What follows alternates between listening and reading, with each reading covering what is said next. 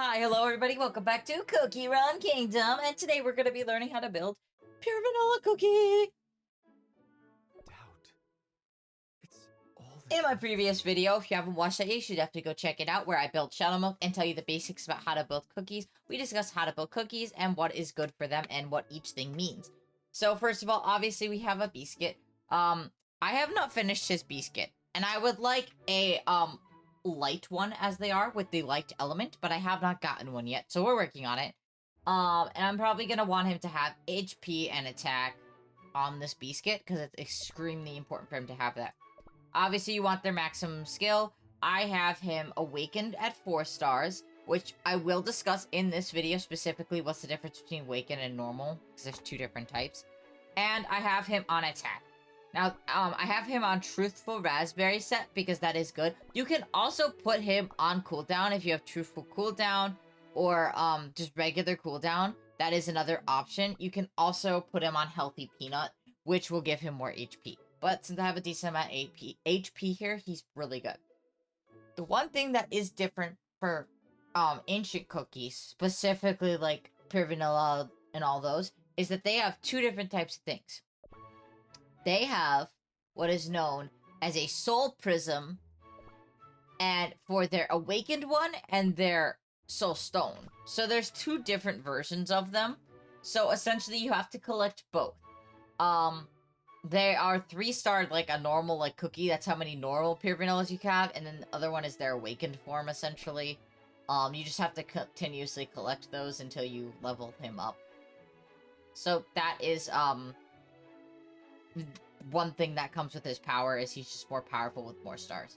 I have almost all I have all of his outfits. He's just a pretty little guy. I just don't have this one. Pure Vanilla has a good team. You can use him in almost any team. Okay, Mr. Cradle of Deceit. Shush, I need to talk about you and how to build you.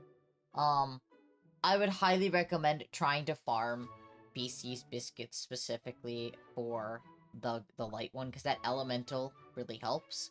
And the substats that you're gonna want, cooldown, damage resist, and HP are like the best ones.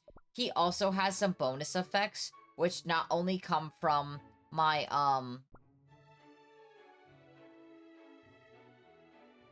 thanks for clicking on that random thing. They come from my, like, costume sets that I have, as well as, my little gnome laboratory that I have researching.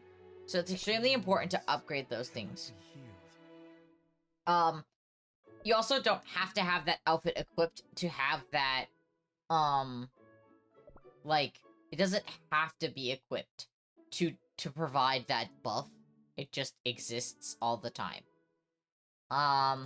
Also, just so you guys know what the Warmth of Compassion does, it has a 15-second cooldown, so you could run him on cooldown so he heals a bit more faster. He will essentially illuminate the light of truth that when their HP drops below a certain point, he will keep restoring the HP periodically for some more time. And then the Warmth of Compassion essentially heals 2% of max HP plus 138.9% of the attack for the 5 targets with the lowest HP. So the attack is important because it is based off of attack percent. So you really want his attack to be high. That is why running him on the Raspberry set is super important. There are other things like the Ancient Light Compassion and Light of Truth that we can discuss. So again, it's max HP plus that attack. The Light of Truth is going to trigger when the cookie's HP drops below 50%. It is 112.2% of attack plus 1.5% of attack for each 1% of HP lost.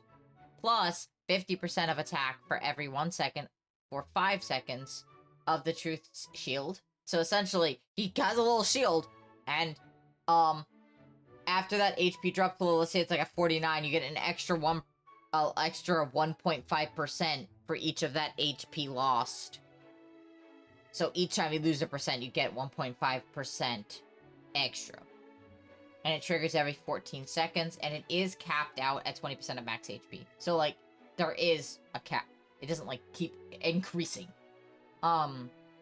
Compassion triggers if there are no other healing cookies in the rear row. So you can have a healing cookie in the team, it just can't be in the rear row. And it grants the team immunity from silence and cooldown debuffs, which is extremely important. So if you are going to run him, I highly recommend not putting another healer there or putting him alone. You can have, like, other support cookies that do healing. For an example, Snapdragon Cookie is a really good healer and a support, so that's highly recommended. Also, the cooldown. The Ancient Light passive grants a debuff resist of 30%, as well as it adds a negative cooldown of 0.4% for each 1% of damage resist increase. So having damage resist is also really good, but it is capped at negative 20%. And also that Amplify buff is super important as well, because it just buffs everything. And it reflects damage by 50%. And the Blessing of Light gains Amplify buff of 7%. Damage resist of 10% for 10 seconds upon using the skill. And it stacks up to 3 times. So he's a really good cookie, and he's really good. He's just not meta in the arena right now. But he has a lot of really cool abilities, and it's like, you should definitely take the time to read through each cookie's abilities, because that would help you with building. Surprisingly. Anyways, like I said, this was going to be a shorter video. I hope you guys enjoyed me teaching you how to build Pure Vanilla Cookie. Let me know if I made any mistakes in the comments. I'm still a relatively new player, and I love hearing more information about the game. Thank you so much for watching, and make sure to hit that like, subscribe button, and comment down below what cookie you want to see next. And I'll see you all in the next one. Bye-bye! And a very special thank you to my Patreons for this month. Nabooched, thank you so much for your Patreon subscription. If you're interested in subscribing, the Patreon link will be down below, and you can get your name shout out in my videos. Thanks, and see you in the next one.